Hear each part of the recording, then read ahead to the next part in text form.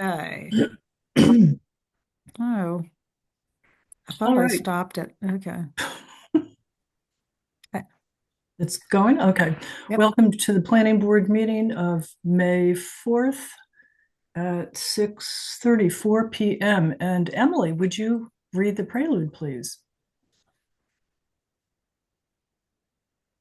Yes, but I just got off the right screen. Okay, here it is.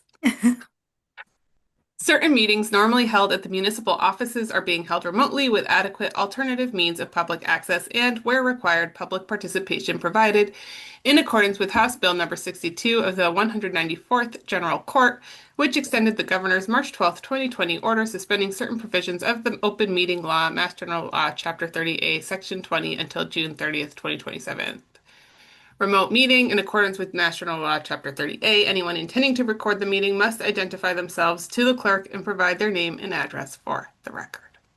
All right, thank you. Okay, I'm going to do a roll call. Looks like everyone's here. Rachel, you're here. Did you think it was in person? Yep. I emailed Okay. you. I know. I texted everyone. Okay. All right, roll call. Ann Buchanan, Here. Andrew Leibson, Here. Rachel Blaine. She's here. Here. Here. Emily Gaylord, Here. Kathy Sylvester, Here. and Kathy Wetruba, Here. and Denise Mason here. Everyone is here. That's great. Thank you. All right. Let's see. Of course, I don't have since I'm home, I don't have anything open. So the minutes from our last meeting, what was the date? Oh boy, March something. Does anyone have the agenda in front of them? I do. I It apologize. is. March 2nd. Okay. All Thank right. you. So has everyone had a chance to read those? Do we have any additions or corrections? This is Andrea. I move that we accept the minutes as presented. And Rachel, right next to her, I say we second. All right. Okay. I guess we have to do a roll call. So Anne, And Buchanan, yes. okay, Andrew Leibson, Andrea Leibson, yes. Rachel, Rachel Blaine, yes. Emily, Emily Gaylord, yes. Kathy, I Sylvester. wasn't there, but I did watch it, so I will vote yes. Okay, and Kathy Wetruba, Yes. and yes, so it's unanimous. We can move on from the minutes. All right, the first thing, which of course, once again, I do not have in front of me. Okay, we're going to talk about, oh, I think why don't we just go right into the ADU and we'll do everything after that. Okay. So Alex, I'm going to let you take over for that part because you can share. Yep. Okay. So we sent out a first draft, and I think there's a few different ways we can approach how we want to make changes. So the way I first approached this was I copied a lot of these sections of our bylaws kind of follow a certain formatting. So instead of copying the previous ADU bylaw, I kind of did a hybrid of revising our accessory apartment bylaw and also trying to get back in line with that section so that it follows a little bit more of the kind of like cadence and subheadings of these other sections. And the reason I pulled the whole chapter instead of just our the accessory apartment bylaw is because the accessory apartments show up in multiple areas. So we are going to have to address it in some way, shape, or form. Um, and so in this use table, the first one, sorry, I'll zoom in a little bit. Is that a little bit better? Um, so in the use tables, we have under residential, we have the old accessory apartment language about whether it was in the existing structure or something else, which obviously we just can't regulate in that way anymore with the new Dover protections. But one of the things we should really talk about in this case is whether if we wanted to do a local accessory dwelling unit versus a protected use accessory dwelling unit. And so, oh, go ahead. No, we're just trying to remember what the distinction between those two things is. Yeah, so a lot of other towns have adopted a protected accessory dwelling unit, which is pretty much just adopting what a Dover definition is of the bylaws. It's up to 900 square feet or half the square footage of the existing structure, and then all the other, just requirements that layer on it. But that's kind of the main thing. And then other towns have been using this local accessory dwelling unit and defining it as a structure that's either allowable up to like 1,200 square feet seems to be on average. I think it was Montague, maybe Greenfield adopted those. And then there's also a lot of those other towns have also been allowing multiple ADUs per parcel. So, and I don't know that we really broached that piece of the conversation. I don't think there was tons of interest in doing multiple ADUs per parcel. I think we talked a lot about incremental change. Okay, so I'm seeing a lot of yes. If anyone thinks I'm wrong, then you can I say Are mean, you talking about when this was done like 3 years ago or 4 no, years no, no, ago? just current Oh, trends. okay. Yeah. So, and what multiple units look like a tiny houses collective? I mean, I'm trying to figure out what that would even mean. I read Right. things, so yeah, start Yeah. with one. I think there would be a lot of pushback on that. Mhm. Let's see how many people actually build ADUs, aside from John Cunningham, who's on here tonight. But that's attached to his house. And then we could always make adjustments in a few years if needed. Right. I don't know. I just don't know if it's even practical. I mean, the number of houses that can do more than one have to be on sewer, not on septic, probably. So we're talking about the most congested parts of town. I just don't know how much this could even come up. Right. So why is it's a special permit for all of them? Does it have to be special permit for all? Well, but because it's Dover protected now, we have to allow accessory dwelling units wherever there's single family dwellings are allowed. So in RA and CVRD. Yeah. And then there's even, I think, some interpretations that where dwellings are allowed by special permit, some towns are like saying that that's even triggering enough.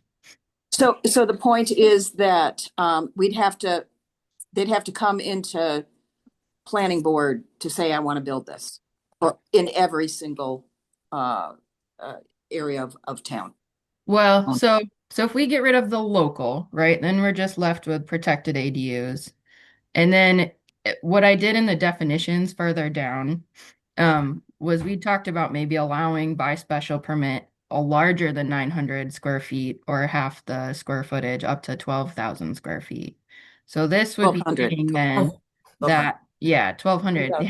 sorry, that an accessory dwelling unit up to 12,000 could be allowed by special permit in these districts. And the real, I think, thought here too is like, the other like question, if besides the 12,000 or 1,200 square foot, is the board previously allowed ADUs or accessory apartments in C1 and C2. So this was kind of the other thing that I kind of had flagged is like, do we want to allow up to 1,200 square feet? And then on top of that, do you want to allow it in these other districts? So we can talk about it a little bit more too when we get If it's further up to down. 1,200 square feet, it has to be a local ADU. Can't be protected. No, yeah, the protected is only up to 900 square feet, or half the square footage of the current property, whichever is more restrictive. So if you had 1,000 square foot house, you'd only be able to build a 500 square foot ADU. Can we ask John what his experience has been, for example, because he knows something about this? Well, his ADU is attached to his home, I believe. I don't know, is John here? I don't see him. Okay. He's here. Okay. Yeah, he might have stepped away for a second, but yes, it Yeah. is attached. And do we know how big it is? Yes, it conforms to the current bylaw. And I'm sorry, but I do not understand the difference between local and protected. Would you please? Yeah, so So protected, we actually got rid of. Well, let me see. Well, yeah, so protected, we're not distinguishing, I guess. If we don't want to do multiple ADUs per unit, we can get rid of the difference between a local and just go with a dwelling unit up to 1,200 square feet. Because the problem is if you put two different types in, you technically can allow someone could say they're going for a local ADU, and then they could, I'd say very likely articulate that they still get a protected use ADU if they really wanted to fight you because it's Dover protected, and almost always the applicant wins under Dover assessments. So our definition of an ADU would just say that we could allow up to 1,200 square feet by special permit, but all the other requirements of a protected ADU are still in play, like the setbacks and the parking and all the other, site plan review kind of conditions. So What what is allowed by right? Anything? Yep. So here, I'm just gonna scroll down to the definition of the ADU because I think it'll help. Sorry, give me a sec to and look away if you need to. It's generally that it follows actually very similar to our previous definition that it has to have a separate egress. The size is at 900 or half a square foot of the building, and then it has to follow building and fire codes.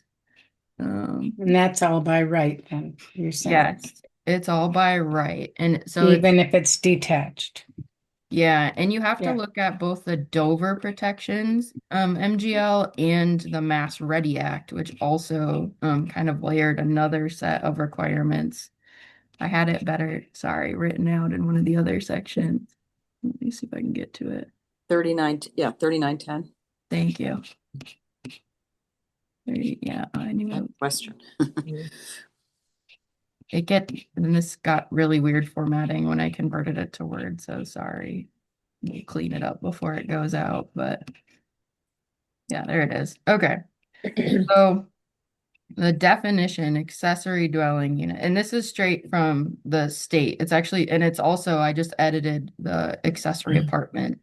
So I thought this was a good way to show like A, how similar ours was already, and B, like how we could change it. So it has to be on the same lot.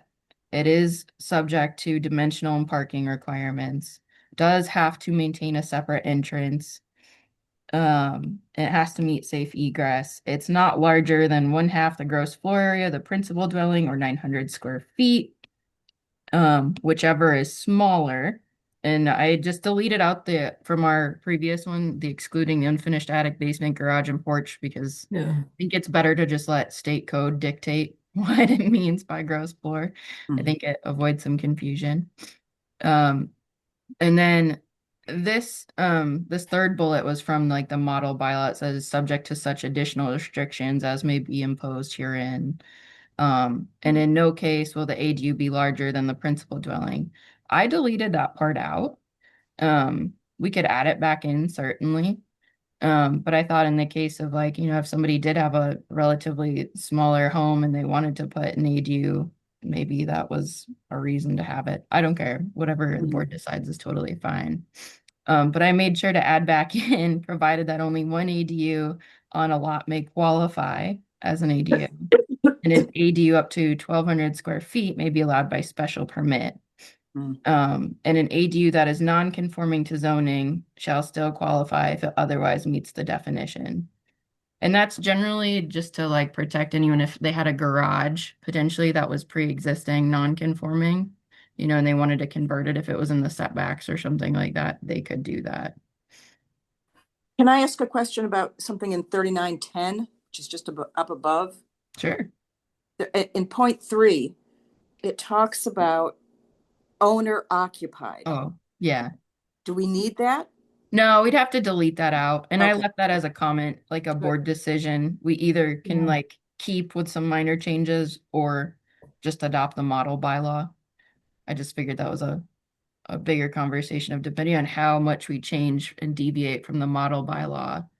Maybe it makes sense to just adopt the model bylaw for messaging purposes, but if we deviate a lot from the model bylaw, then maybe it just makes sense to retain what the board had already decided was the purpose of these and already passed town meeting. So the model bylaw was written by the state, Yep. so obviously approved by the state. Mm-hmm. And if we write our own, we would have to get approval by the state. We Right. have to run it all through the state anyway. Like the Okay. AG's office has Right. to review it. So Yeah, and Andrea, I included the model bylaw in your packet, so Yeah. you can see Yes. it and compare. Yes, I Really? saw. No, my point is mostly we can come up with little changes. And I just think it's nitpicky and it'll cause problems. okay. That's cool. That's So, good. so I feedback. would be interested probably in following the model from the state. Yes. Also, we have just not had a flurry of activity in this area. And so until we have more activity, I think that we're guessing what people want, you know, Mhm. Right. what could happen. It's just a lot of conjecture in that regard. And so I'm with Andrea on this. I think that we stick with the model bylaw. Mhm. What we have to do, it's written, it feels comfortable. It's certainly compatible, you know, with what we have already. Yep. Totally fine. And the state allows more than one ADU per lot. Well, no, they don't. Oh, they don't. Okay. It's up to the jurisdiction to decide. Okay. So what And are the same- pros and cons of more than one? Well, I think, Yeah. it gets a Yeah, little I would- philosophical. Yeah, I would think that, Anne, in the land of, when we were thinking about higher density housing, which, I mean, you know, we could certainly think about, but that, then you could throw in an area that has great public transport and, you know, pedestrian access to the center of town. That would be a great place to have side by side ADUs, blah, blah, blah. I mean, don't think it makes as much sense for us. Yeah. I'm kind of curious if anybody knows, certainly within this area regionally or like statewide, what the increase in ADU build has been since this statewide ADU agreement has gone out. I mean, is it really to a degree? We spend a lot of time on this, right? We're kind of splitting hairs on a regular basis, and that's fine. I mean, really, it's about protecting the neighbor more than it is about building the ADU on someone's property, right? And so that's fine. We talk about that too, but I'm just curious, like we spend in terms of time and change, how many applications are there really for people to just jump in and make an ADU? Yeah, we actually do have to report to the state. So I think Amy was at 3 last year. And Yeah, we do. We don't even get that many inquiries. Often what stops people is the sewer. If they're Yeah. not on sewer, then they have to increase their septic. But yeah, it has not been an avalanche of applications. I would say, yeah, maybe 3, if that more. I know there's John, there's 10 Jones Road, right. maybe one other, or 2 Thayer others. Street, there so, may yeah. be a couple in the house down the street. I don't know. yeah, right. Yeah, and that even gets weird, right? So to me, I think the multiple ADUs per lot also gets really hairy when you think of building code. And what is the difference between a house claiming multiple ADUs versus like a triplex or a fourplex or like, when do you hit that cutoff? But this is new law, so like there's not like case law to look to yet. Yeah. So it's kind of an interesting, we'll see. You know- Like, just have a tiny house farm? Like, I don't know, maybe. My thoughts at this point are keep it as simple as possible. Totally. Because for that very reason. Yeah, And, too. I mean, there's not a whole lot there's so much uncertainty now, and materials have increased exponentially. We've got of course, I think it's only going to happen with sewer anyway, unless you've got deep pockets, to do it on septic. So What's your motivation? simple is good. You might Yeah. need deep pockets to do it on sewer too, quite Oh, frankly. yeah. Oh, I know. I don't think it's going to be cheap. I mean, I don't know. And that's the thing, unless, like, what's the turnaround? What's the pro? Unless, anyway, I don't know. I mean, I think it's certainly worth the conversation. I feel like we spent an incredible amount of time on this conversation. I agree with Denise. Let's keep it simple and go with what the state has already done all this work for. But I just don't see the match between how much time we spend and like there's no one lining up out the door to build an ADU. Yeah, I agree. Okay, so we have consensus. We're just gonna do one per lot, at least, for sure. We'll follow the model primarily. So when I share this like the next iteration of a meeting, then it'll be a bit different, and I'll just steal the model and we can edit through that, kind of what Amy already sent out. But I do want to talk about, I guess, okay, so one on a lot is clear. Does 1,200 square feet by special permit seem like a good measure? I guess- always was advocating that back when we did it before. Yeah, yeah. Okay. Kathy's been on this Yeah. train for a a few. long time. Yeah.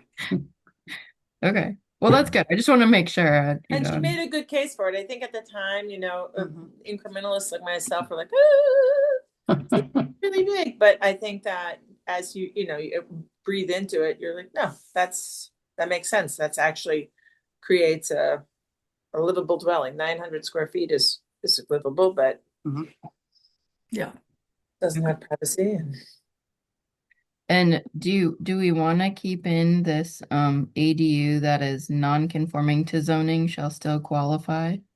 I think it's just clarifying. I think we have to if it's pre-existing non. I agree too. I think that anybody who's going to put it over a garage, for example, that's the quintessential, and that's the best. Right. I mean, I think that's a very good use of that space for people. So anyway, I think that makes good sense. Now, how could we get caught in that? It would be an ADU that is non-conforming. Like where's the trap there? There's not one, right? I mean, yeah, I feel like because it's Dover protected. Oh, sorry. Because it's Dover protected, I don't think we would not be allowed to do Exactly. it. It's kind of, I think it would end up just like the Thayer Street example that went through ZBA. Yep. Just recently. That's one down the street from Cap. Yeah. Sorry, I don't know what happened to my editing, but I meant to undo my last change. Anyway, all right, I'll figure out what I did. So that definition should change. So then these I added in, so this was building attached and building detached for the definitions from before. So I just deleted them out. The law says you can't regulate it in that way, but it's attachment or not. The dwelling unit, this is this is our current accessory apartment definition. But we also have, we also have another definition of dwelling unit down in the bottom, in the very back end of this zoning chapter. And then the state model bylaw is a single housing unit providing complete independent living facilities for one or more persons, including permanent provisions for living, sleeping, eating, cooking, and sanitation. Oh, so I think I just added, actually, I think I changed it and I added it in here instead of adding it down in the definitions below. So sorry, I communicated that. The dwelling unit, we have a definition down in the very bottom. It's different than this one that is in the model bylaw. And I think if we're just gonna go with the model bylaw, then we could just go with that one unless, Yeah. Okay. Cool. Let's see, the gross floor area. Fewer redundancies means fewer contradictions. Yeah, true. I'm in for that. Let's see. So, sorry, the gross floor area. This is the one from the model bylaw. I kind of think it should just say pursuant to the building code myself. I really don't like when laws try to define the same thing differently, but Again, that's the same kind of like pursuant to see our building code. So that way you don't have anything that kind of comes up against it and is different from the building code. okay. right? I mean, Yeah. I write it again. Go back to the building code. Yeah, that's my preference. I just want to make sure you guys are all on the same. I agree. page with that. Cool. Fewer redundancies. Sure. Same with the floor area. I think I just deleted it because gross floor area is now the model bylaw. This was the previous in our accessory apartments. So this is another weird kind of like discussion point. Ooh, the modular Yeah. dwelling, yes. Yeah, modular dwelling unit. So do Which- we call them? Tiny house. Yeah, well, so modular, is that, or, what's the other word? Manufactured. Manufactured. Yeah. So there have been some great articles in the New York Times Yeah. about these great little, tiny houses that are manufactured. They don't look like mobile homes, traditional mobile homes. And, So are we, if what we're worried about is that something would look like a mobile home, then we talk about the foundation, right? Well, so yeah, Bob and I talked about this one because I was like, what is the difference, right, between a modular home and a manufactured home? And I guess typically manufactured home is it's just all one piece that gets placed on the property, more like a mobile home. And a manufactured dwelling is generally a little bit more piecemeal, if that makes sense. But it's kind of semantics. And the thing that we didn't like about this, and this was in the model bylaw, was that we added a permanent, the word permanent foundation, because Bob, foundation can be, I think without the permanent part, our currently our bylaws actually don't allow or disallow having like a camper on your property currently. So to kind of avoid and make sure it was a permanent foundation for an ADU, Yeah. we thought adding permanent was probably a good measure. And do I understand that you can have a tiny house if it's on wheels, but not if it's not on wheels, something like that? Well, no, so that's why we're trying to add in this permanent, so it wouldn't be allowed on wheels unless it's on a permanent foundation. Because we have Our one right bylaws- down the street, so I'm Mhm. just wondering, yeah. Yeah, our bylaws kind of avoid it in a lot of ways. So again, I think the word permanent is odd, but I can't think of a better one so far. Okay, so we can always come back to it too, Yeah. think about it. Like I just figured this was a first blush, and we could Right. keep working on it over the summer. So if we learn anything new, totally happy to go back. Let's see. So this is the principal dwelling. We also have this one down below. So this definition right here that you're seeing is the one from our accessory apartment bylaw. But the model ADU bylaw uses this slightly different definition. So a structure, regardless of whether it or the lot it is situated on, conforms to zoning, including use requirements and dimensional requirements such as setbacks, bulk, and height, that contain at least one dwelling unit and is or will be located on the same lot as a protected use ADU. I think it's fine because it's Dover protected. I mean, we don't really have a choice. And our bylaws already allow residential units in relation to commercial development or something. It's up in the use tables. So we'll need to go back and kind of visit that. But I could just I could just plug in the model one if that's kind of seeming like we're trending in that direction anyway. Okay, we'll just go with the scrapping it. Okay, so single family residential zoning, this is, obviously you all know that. And it is allowed by right or by special permit. Ours is still only RA and CVRD. It does define a transit station. And I think this one is important because it is also Dover protected, it's in the Mass Ready Act that any ADU that's within a half mile of a transit station is not required to have an additional parking space. You can't require it.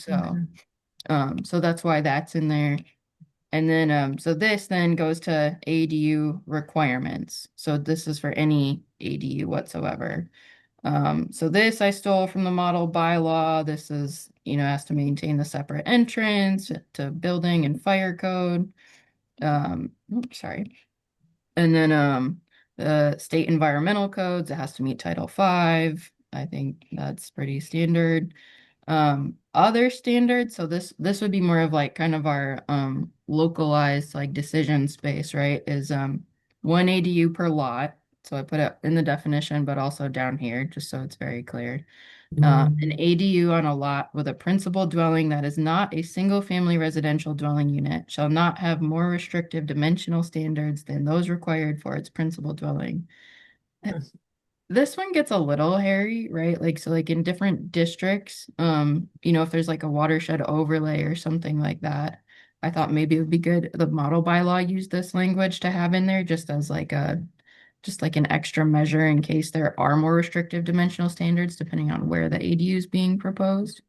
And so, like I said, the watershed overlay is probably the only one, because otherwise an ADU, because it's an accessory use, it follows other accessory uses. So even like a shed, like however we have defined the setbacks for a shed, it would have to follow those. In some communities, they have no setbacks from their shed for like a shed or an accessory structure. So you could literally put an ADU on the property line, which is wild. I don't think ours do that, but I wanted to make sure if we ever changed zoning or there was another overlay or whatever, it defaulted to the most restrictive as the principal dwelling. So I think hopefully that's, yeah. And like I said, it was in the model, so I was like, yeah, that probably makes sense to keep that one. And then the third one is accessible units. So this is one I stole from our accessory apartment ones. It just allows the board to deviate from the standard conditions to install features that facilitate accessibility and mobility. So I thought that one was a good one. Like maybe if someone wanted to infringe on like the setbacks or, side sets, for like a ramp or something, like I don't know, maybe you want the decision space to allow that. I think it's up to the board.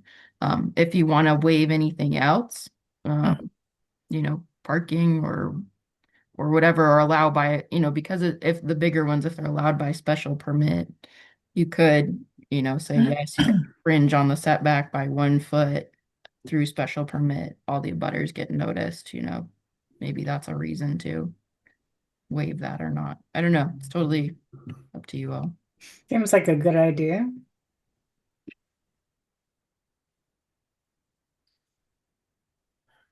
So do you want it to be maybe more broad instead of just for someone who needs an access? No, I think you stick with the accessibility first. I mean, what other access would we be talking about? You know what I'm saying? What scenario are we looking at? Other accessibility is key. Everybody, that impacts 70% of citizens at some point or another, if not all the time. So, but what else? What other situation would we be looking at where we look at a broader I don't know. regulation? Well, I think in the areas of Relative to town where your square footage is smaller, we have a % developed criteria, that you have to stay. Yeah. You might want a waiver for that if it's like a foot into the setbacks and our setbacks are larger than what's currently there anyway. Does that matter? I don't know, like. Yeah. During the special permitting process, I mean, couldn't we allow something like that? We wouldn't have to. No, because I would. Would we have to Would have to it go here to the now? ZBA. Or Well, if it's just not allowed, it's not allowed. And I mean, that's how our use tables I are think set up. I think we should have flexibility. I mean, we do get to decide. We're not saying that anything goes. We're saying that we would review it and decide if it makes sense. Well, and it could even go through this ZBA special permit granting authority if you felt like it's better to leave, and that is typical, like setback decisions kind of go to ZBA.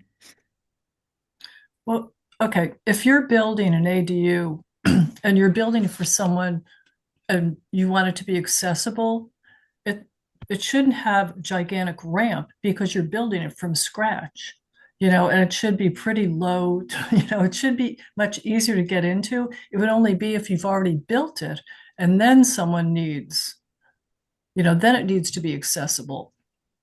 Unless it's And they part of haven't the, made it. unless Well, it's not it could be not an addition, it could be within the original structure, Mhm.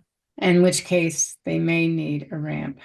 and also Denise, speaking from the building department, there are a lot of reasons why you don't want to build something at grade level.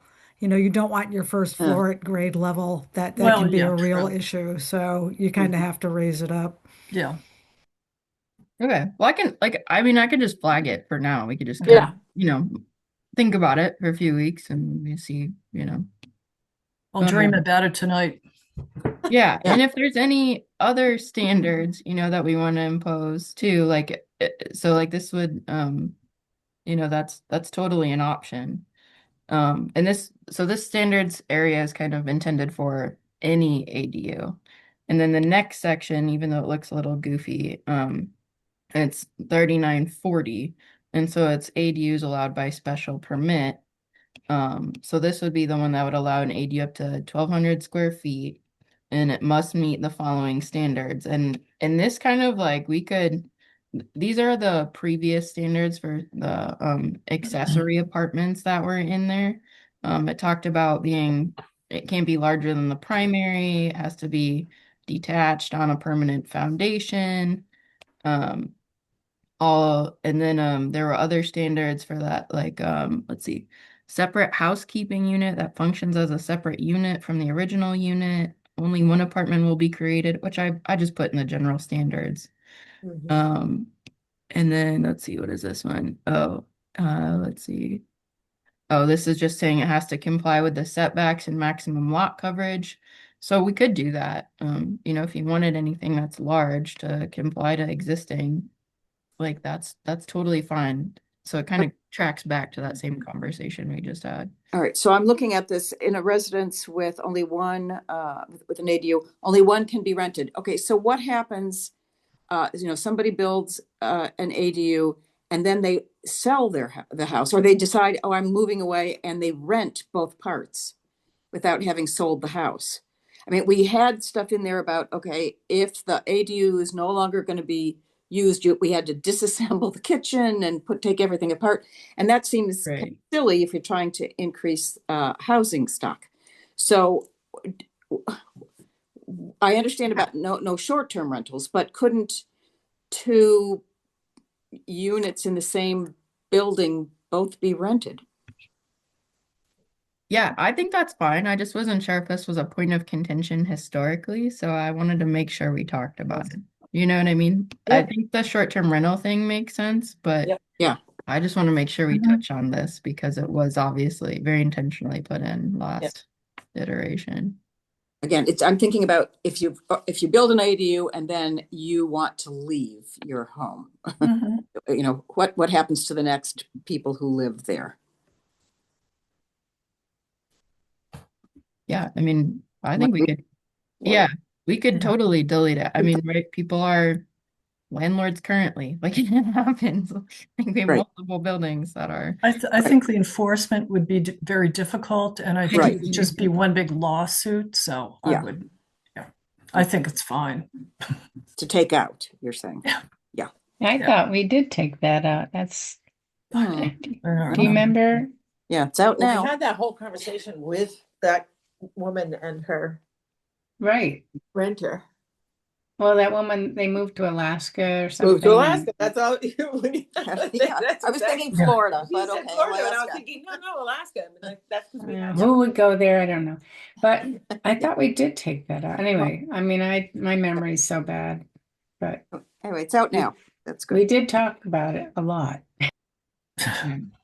Well, and again, this is also for special permit ones. I don't know if we want to just put this as a general ADUs cannot be used for short-term rentals up in the standards too. Yeah. Mhm. Okay, so move that to the standards.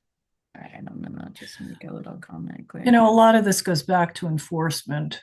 Yeah. It's Mhm. I think that's the difficult part. Right.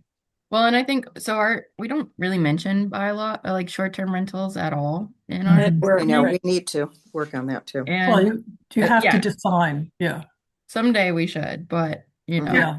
I was going to ask that about the short-term rentals. Like how are we possibly enforcing that?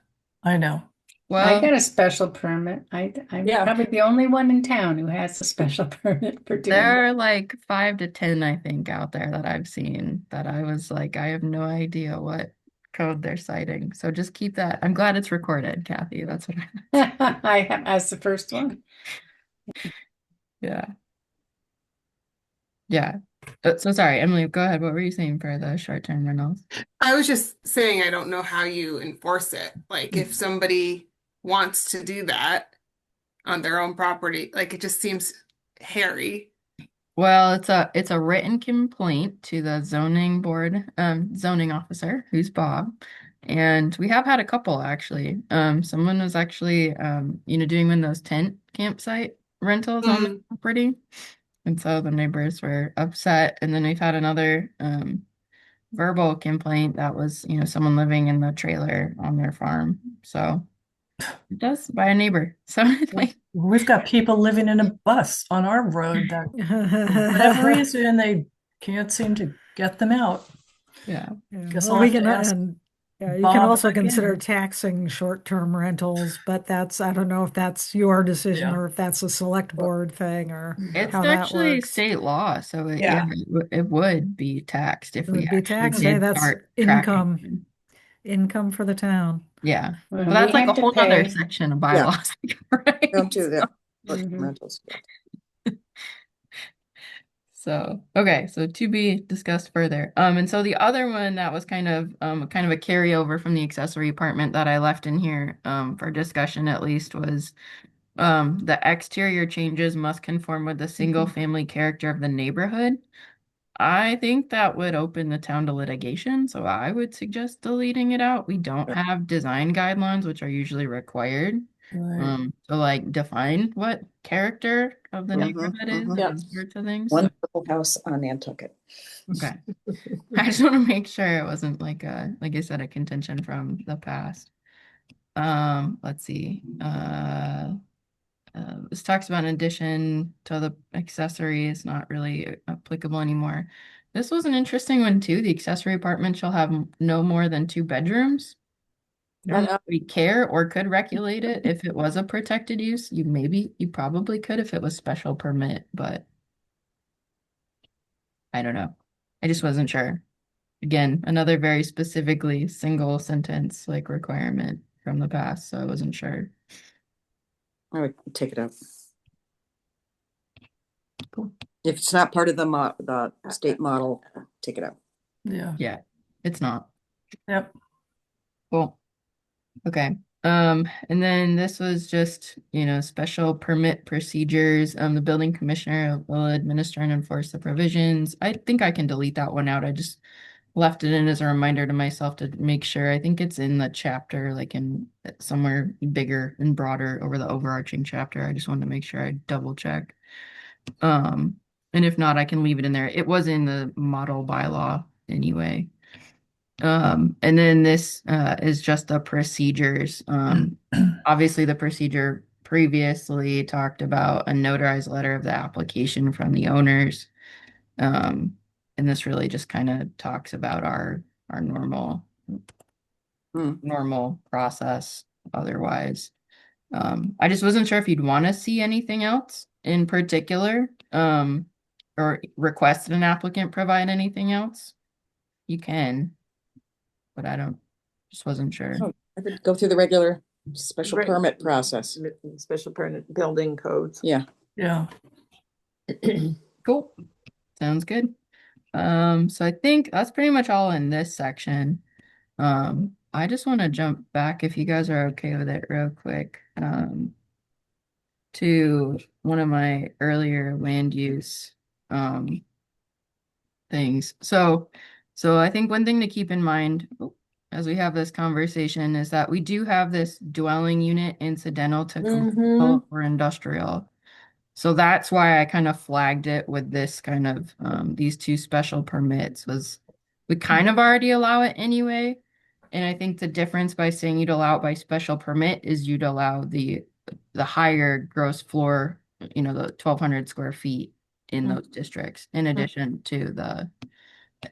It gets a little weird though, because we don't really define what a dwelling unit is incidental to commercial, and maybe we just don't want to touch it. And I think it's fine either way. I think just allowing it by special permit would just kind of allow to build a slightly bigger thing. If they want to call it an ADU. So let's see. And then I think the only other comment that I had, so this on our dimensional tables, okay, let me just change the formatting a little bit here so we can maybe see it better. Our dimensional table requirements right now in the minimum lot size in CBRD, there's this little subscript of a 2 here for the minimum lot size, sorry, and frontage. And so that subscript 2 actually says that right now it says we increase by 25% for 2-family dwellings or 50% for multifamily dwellings. Which, as you know, CBRD is pretty much all built out. Nobody's going to gain more frontage or lot size easily if they wanted to do, if we wanted to increase density of housing.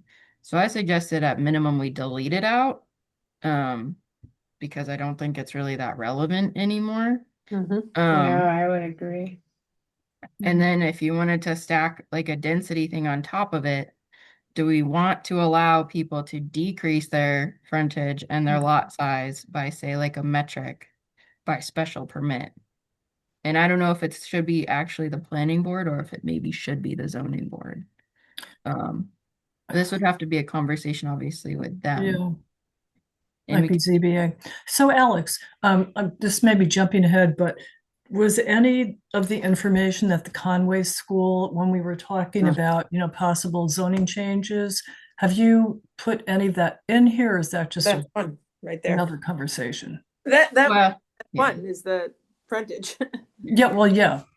Yeah, I mean, this kind of covers like 2 of the main things they noted was that frontage and the lot size. It doesn't even really currently in CBRD in particular doesn't follow like the historic build out of the town. Right. And I think there's like other cases. So right, decrease by 25%. And why I picked that was I thought it was small enough. But because the 100-foot frontage right now currently required, there's actually a lot of houses that are at about 75 feet. Yeah. Like Thayer Street is a great example of like most of those houses have 75 feet of frontage. Yep. And there's several that are multifamily units. Like it's like not even like they had to go through permitting or anything. And there's like a literal street and in our town that kind of follows this density metric. And I guess from what I had heard was that when the town went to get the municipal frontage is only 50 feet, right? People were like, well, why can't that be everywhere else in the town, right? So then if we leave it as a subscript, I mean, you could easily put that subscript up here and, do like 150 feet and the RA is enough frontage and smaller lots. Like, it's not tons smaller, but And would it be up to the planning board to decide that number? I mean, can we just? I mean, I think it'd be good to like both talk with the zoning board and the planning board. But yeah, I mean, I think if there was interest, I figured I'd start with you guys since we've been having this conversation more. But I can go I'm approach them. interested. I'm interested, as you know, but also, I mean, the ad hoc senior housing committee, we're looking at housing in general. Yes. And so that's an issue all over town. Right. I think our our frontage size is bigger than a lot of other towns, isn't that correct? Yes. Well, and it hasn't changed since we ever adopted zoning bylaw and frontage. If you were Like the 1960s, I think. Yep. Yeah. It's in, I've got this old copy. Yeah. Wow. Yeah, I mean, 100 is like very random. Like I said, a lot of I mean, if you go through downtown, there's no lot that has like 100 Yeah. feet, Right. hardly. It's the same on our road. You don't see 200 on a lot of the homes. Yeah.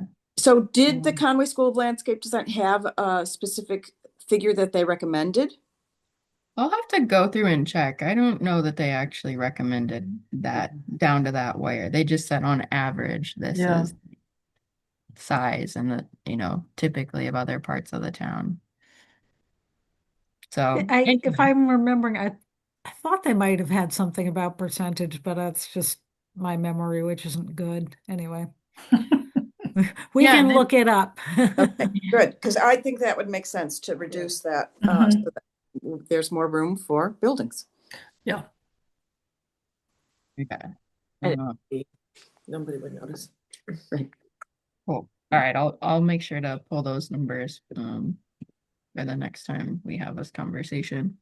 I just wanted to at least kind of like get it out there and like I said, kind of like throw it out there and then we'll see. Subscript 2. Mhm. It's a very I know. I just tried to do the equal and opposite direction of what we had currently. But it is it's weird. kind of a big move, but it's a subscript 2. It's changing. Well, we have many a subscript if you haven't seen these tables in a while. Be careful, the devil's in the details. Right. Yeah, so then I kind of left everything else. But I would say I did change also kind of in this housing conversation just as like the parking requirement. So this is the last one, and then we can move on to something else. But as I was mentioning, the Mass Ready Act says that if it's an ADU is built within a half mile of a transit station, a bus stop, then you can't require an additional parking space. I also kind of added in that the reduction of parking You don't have to. You can't or you don't have to. you can't by law. By Okay, state good. law. Yeah. But I've kind of like I layered it into this 3120, the reduction in parking requirement, and removed only by special permit and kind of added in by special permit or site plan review condition. Thinking of like the 2 Sugarloaf property, like did we like it would have been nice to just condition it in the site plan review rather than have to layer on another permit for no reason. Yep. And then I also kind of added in this planning board may consider on-street parking available. Well, that was so that was already in our bylaw. And then I put in proximity to transit stations as factors in making this determination. And you can do on-street parking during the winter? I mean, isn't that an issue with snow plowing? Yeah, it gets a little, we haven't really clarified that in our, like on all streets, right? There's like some signage, but not Not a lot. Yeah, everywhere. I lived in Cambridge, and what they did was you had alternate, Mhm. Yeah. Yeah. there were rules for what happens when it snows. There were places you couldn't park, and you just when it snows and you live Yes. in these places, you have to figure out something else to do with your car. Right. And we've kind of been talking about where we might be getting to a point anyway in Deerfield that we might have to figure this out a little bit better because a few of the businesses have asked, especially with all the snow we had this last year, like where do they park to plow out their, behind Yeah. their business, Yeah. and have tenants parking overnight. So, Yeah. but I just thought this at least gave the board some flexibility and it follows the state law. Yeah. The other way you could do it, or you could do it in addition to, or we need to at least edit in some way, is this parking table, which is in the same section.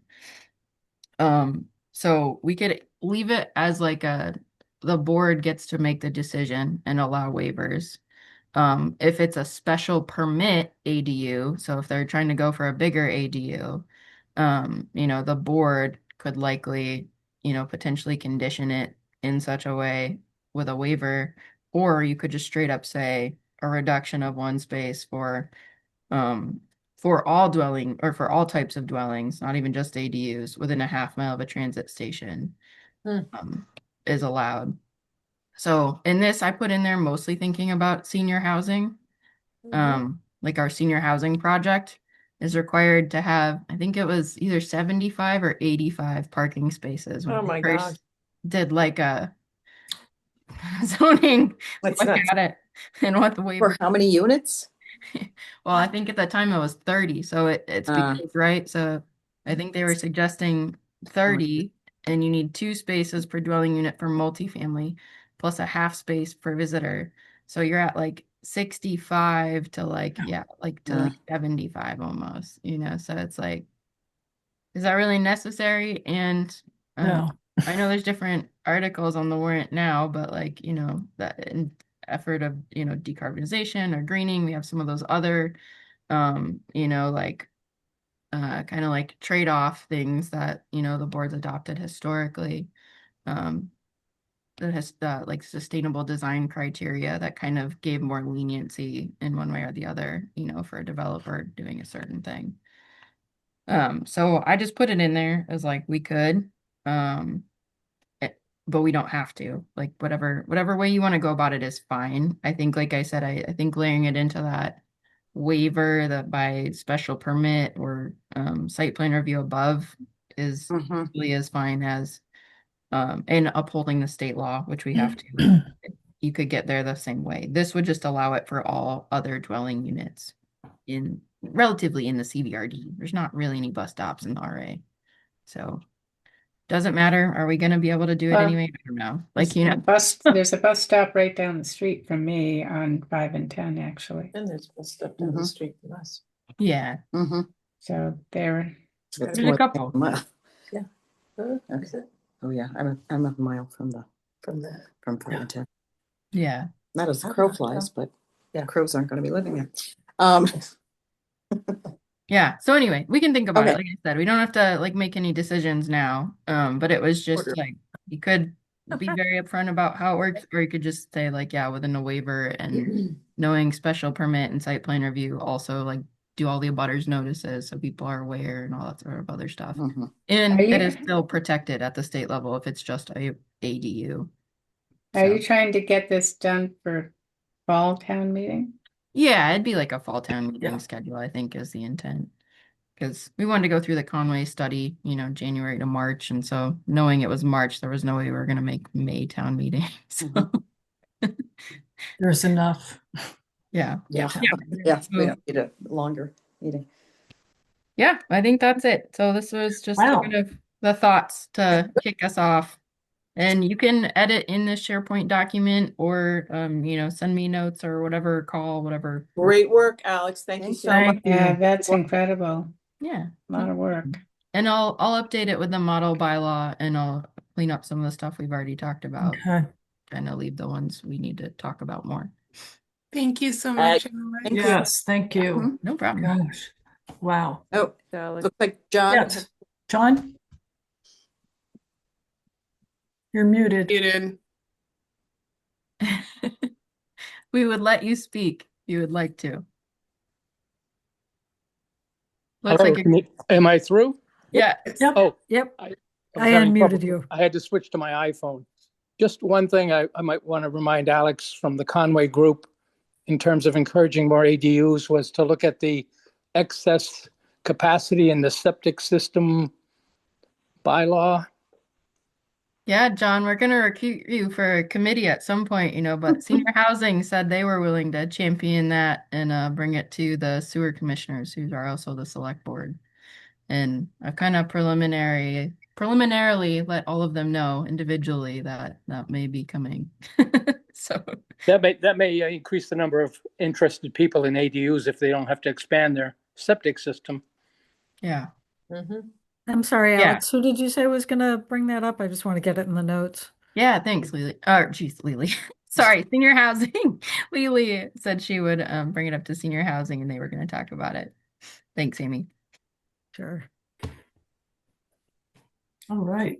Great. Okay, I guess we can move on from that. Okay, master plan funding. As we all know, well, Alex and I just recently had a conversation. Our master plan is really, really old.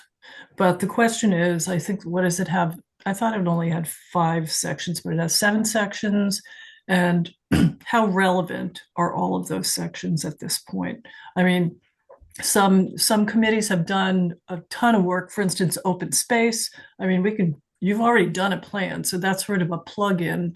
Economic development probably needs a lot of work, so I'm not sure where we go. We do need funding for that, but not just the funding, it's determining how we actually, what do we want in the master plan? Does it have to mimic the one that we already have, or can it be different? It can be different. So Alex, thoughts on that? Yeah. I think it just depends on like what do you want to get out of the master plan too, right? So a lot of grants now require a specific plan, like the outdoor open space and rec plan, and they have very particular requirements, that make them eligible for that. And then to be eligible for the grants. So like the end goal of like what do you want out of the master plan, I think is probably the most important conversation to be had. Like, do you want it to help guide what work the town does? Do you want it to help, you know, highlight a particular sector like our housing plan? Like, and we had a housing plan, production plan, and that's recognized by the state in a different way for other grant programs. Like it would just depend on like what do you think would be the most valuable to the community out of a master plan? It's not statutorily required that we update it. Mhm. Obviously, it's a little nicer. It is nice to like say it that we have an updated plan in when we pursue projects or other grants. Well, Like what do you think?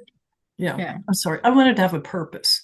I mean, as I told you before, I came from business planning, so we're small business planning, and it's like there's no point in doing it if you're just going to do it sitting on a shelf. I mean, the purpose of a plan is that you're actually looking at it, using it, and if we don't have a reason for it, then why are we doing it?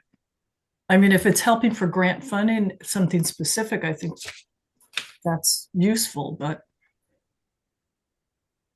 I don't know. I mean, how has our town used our current master plan? I have no idea.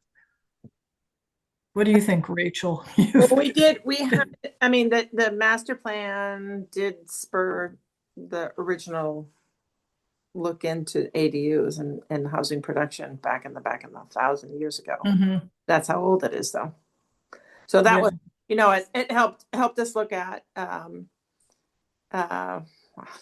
it was a little bit spurred by when Sunderland was under some unfriendly development potential, moves, and so we're looking at ourselves saying we were so open to unfriendly, or uncooperative or whatever that's called when they can do stuff, when developers can do stuff that, and so anyway, that was one reason that was helpful, but that wasn't why it was done.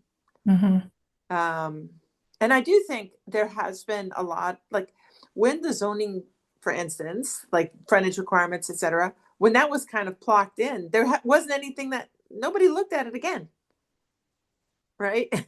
So for a really long time, again, I say Bob Decker was always kind of chasing us around saying, we did that. Now everybody needs to look at this again because, check it out. Nobody conforms with the current, frontage in town. So why is it that? He just bought some property. I'm sure he was looking at it saying, what do I have to, why I have to do what, So I think that original, the original one was to kind of, when we're just first talking as a town about preserving rural nature of the town and, what was it so great about Deerfield that people wanted to move here and that kind of thing so long ago. And I don't know that it has the same punch now. I have to admit, I am not familiar with the master plan. Is it on the website still for the town so that we could look at it? It's not even there. Right, because it would have been, it's 25 years old. Yeah. So how can we look at it? Well, I can send it to you. I can find it and send it to you. Thank you. Are you kidding me? Do you really want to look at it online? I don't know. Well, look at this, Andrea. I borrowed this from Alex. This is the master plan. How many pages is it? Like 1,000? Okay, so I do know that the open space plan is like 250 pages long. I know Oh, that, I that's- know. And, but at least I know there's one section that is, sort of action items. Yeah. So that's what we often turn to when we're thinking about the open space plan. I have no idea what's in the master plan, so it's Okay, hard I to. can briefly tell you right now. It has community facilities and services. It has housing, historic and scenic resources, transportation resources, economic development, land use and zoning. That's basically what it is. You know Okay. what? I do So plan on. can you send those 7 points out to us and say, what do you want to do in these 7 sections? How about Well, that? you It sort is of- on the website if that helps. Okay, good. Yeah, okay, yeah, I was just gonna say, it's easy enough to I'll look on the send website. electronically. Okay. Yeah, I mean, I think it's a good idea, to take a look at it and to determine, at least have an idea of what we may want to do before we look for funding, or look for help from FERCog, in doing it. Okay. Yeah, I'll say the I mean- only like asterisk I guess I would put on there is that the Community One Stop for Growth is probably the main funder of master plans. Yeah. And that application period opened today and it closes June 5th, I believe, or 5th. Okay. So I think 3rd. So if we wanted to do something, we'd kind of need to know quick, or we could just kind of get our ducks in a row this year and plan on. Well, so Alex, I had this conversation, and I'm sure you had this similar conversation with, oh God, with the gentleman that we've worked with before. Now, of course, I totally forget Chris his name. Curtis? No, not Chris. Not Chris. Oh my At God. FERCog? Where? Or who? I totally forgot. But we worked with them on senior housing, worked with them. Luke. Hmm. Oh, I don't know God. if I'm familiar. Okay, I'll try and remember his name.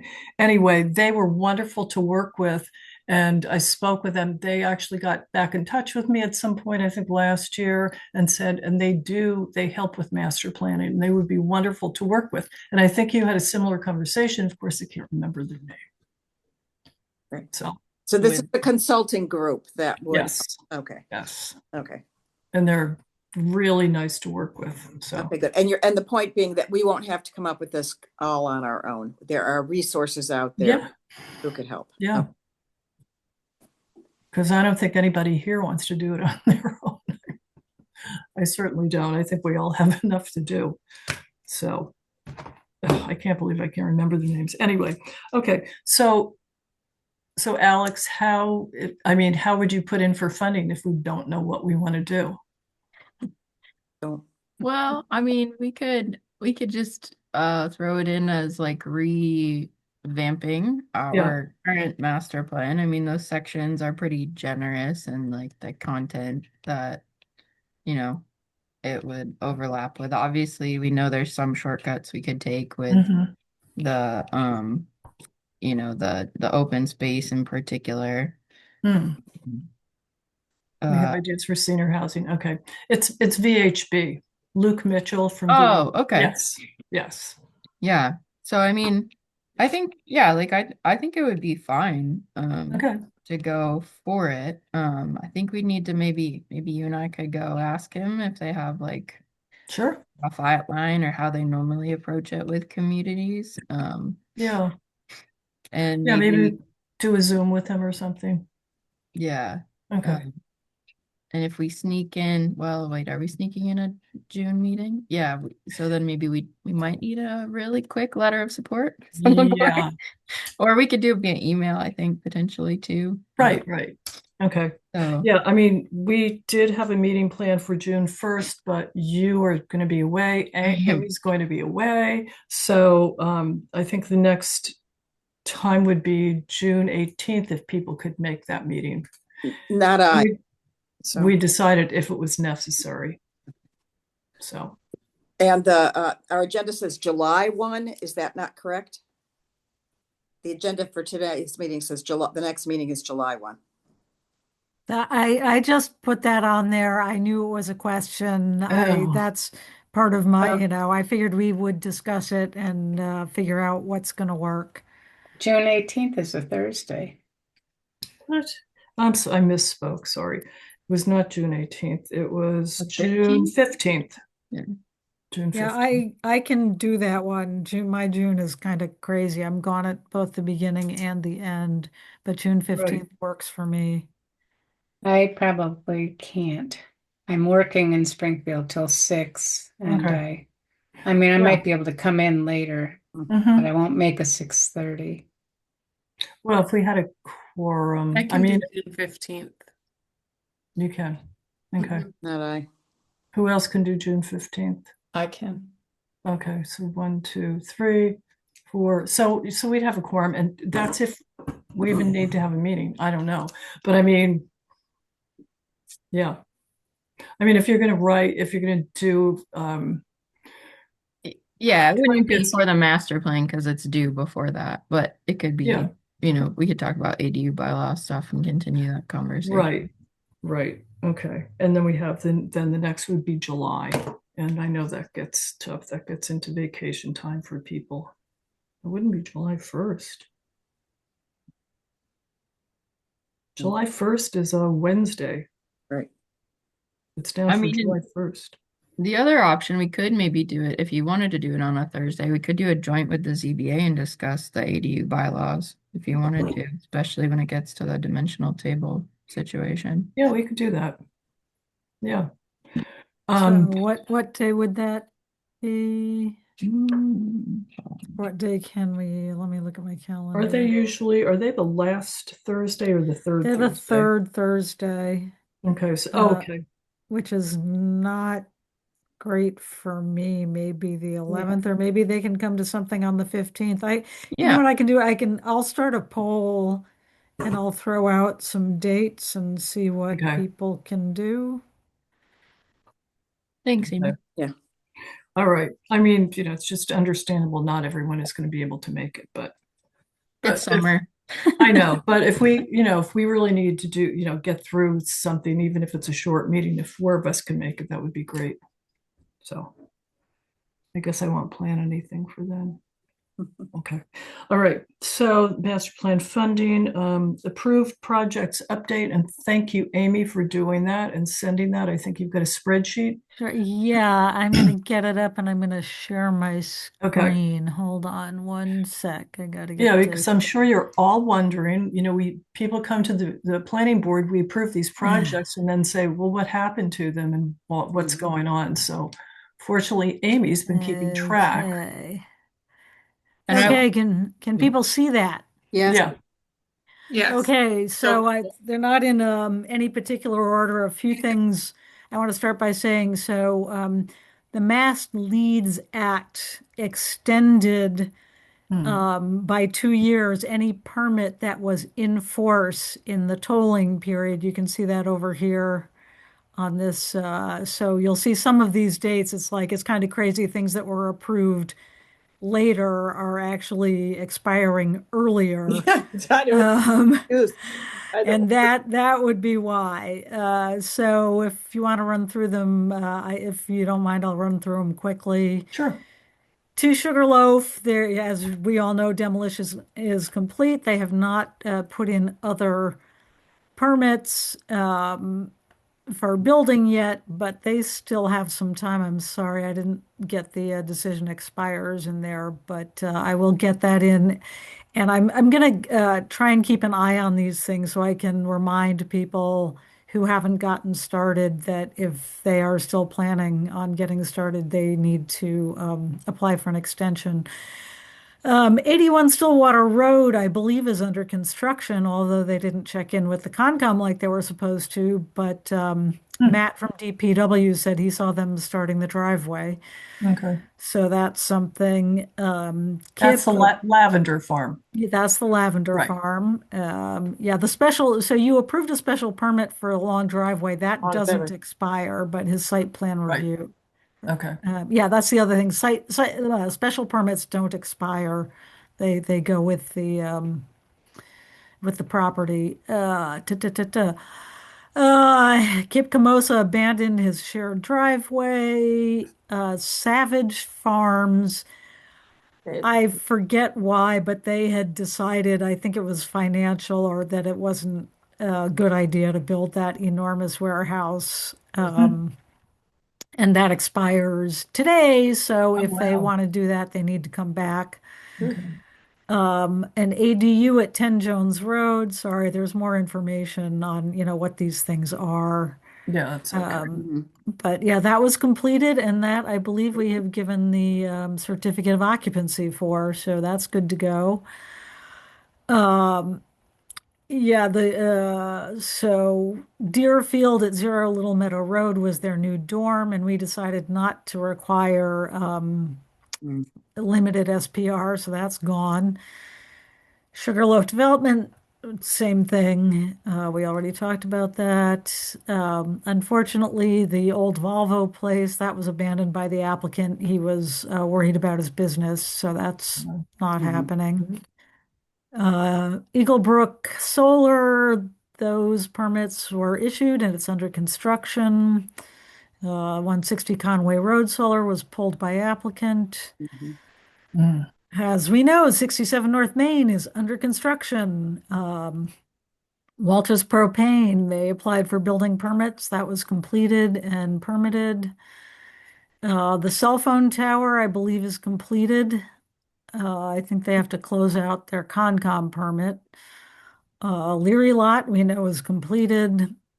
I don't know what's going on with 4 Industrial Drive West.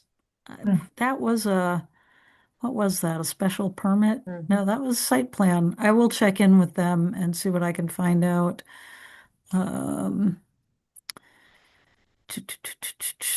that actually would be expired by now, so that's interesting. Leary Lot completed. Florent, they completed that, and they seem to be flourishing.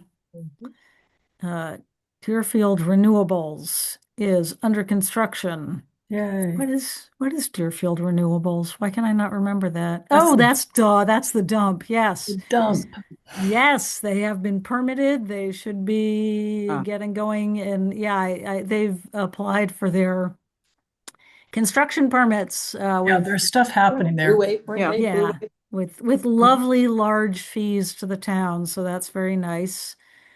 Cumberland Farms, their detention basin got cleaned as per the conditions, but they have not come back to us for any applications for those parking spaces. So theirs is one of the ones that gets extended. They've got until December. I'll contact them and see what's up. Treehouse, they are awaiting some DOT permits, and basically our approval says, after all permits have been gotten, so that will extend their time, and I'll keep an eye on that. Dog shelter, they have started with they put in the water main, and the neighbors are already complaining. And let's see. Hamshaw. Hamshaw, that was put on indefinite hold. The corporate decided they didn't think that this is the last I heard. They weren't sure that the store was, that was going to work, but they are also one of these permits that's been extended by 2 years, so they have some time to think about it. Sunny Hey, Amy. days, Hey, as we, sorry, I'm sorry. Amy, to interrupt. With Hamshaw, even though they're not building, we talked about please paint the side of the building. So they could do that. Okay. It's sort of ugly. And you can see the former lettering of leader. I mean, just step it up a little bit. Would be Okay. nice. I can send them a note. That'd be good. If they need help choosing paint, I'd be happy to. I'll let them know. Let's see. Sunny Days, as we know, is still under construction, almost complete. Vesh, again, they are extended, but boy, they are very, last I heard, they've changed their plans completely. Everything's up in the air. So And they who? That's Hmm?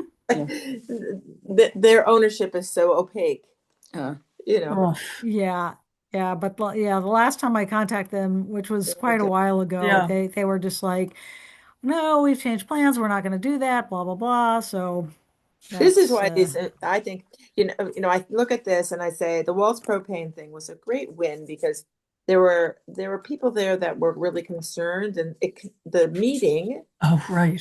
connected the neighbors and their Mm. concerns with the guy who was doing the work, and it That's was right. very positive. This is why, I think these LLCs are a big pain, but Vesh is a problem because we just don't know. Like they haven't. We only ever deal with their contractors, their engineers. We don't Mhm. ever deal with an Mm. owner that's giving us some indication of what their Yeah. directionality is, what their vision is. Mhm. Good. And they've famously asked for permission asked for forgiveness as opposed to permission. Yeah. It's not they're tricky, I think.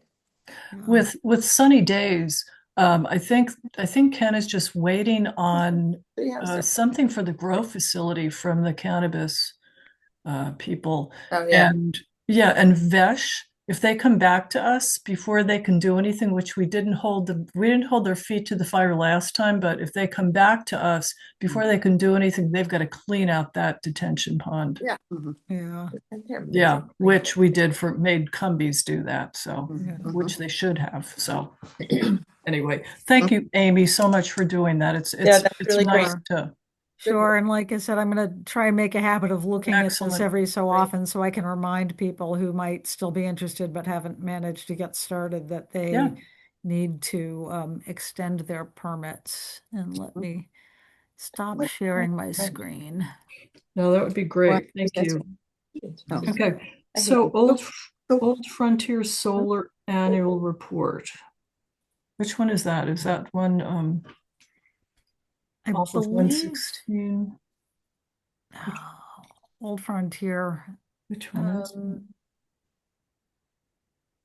I forget, but I know for a couple of years they weren't sending their report and we kind of kicked them that they need to do it. So now they have actually done Okay. it without being Good. Harass. having the request. And so I thought I would just put that in there so you guys could look at it since Thank you. it is a requirement.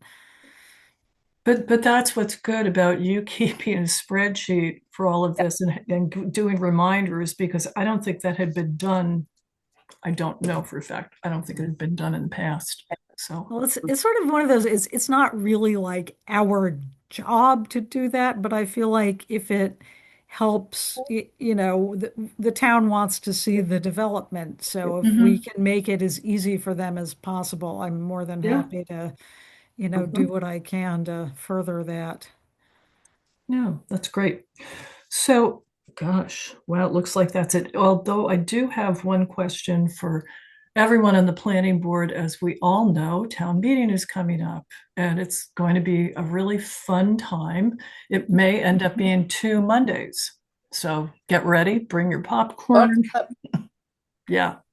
There's so much on and there's so many citizens petitions. But the climate group is bringing back the specialized energy code.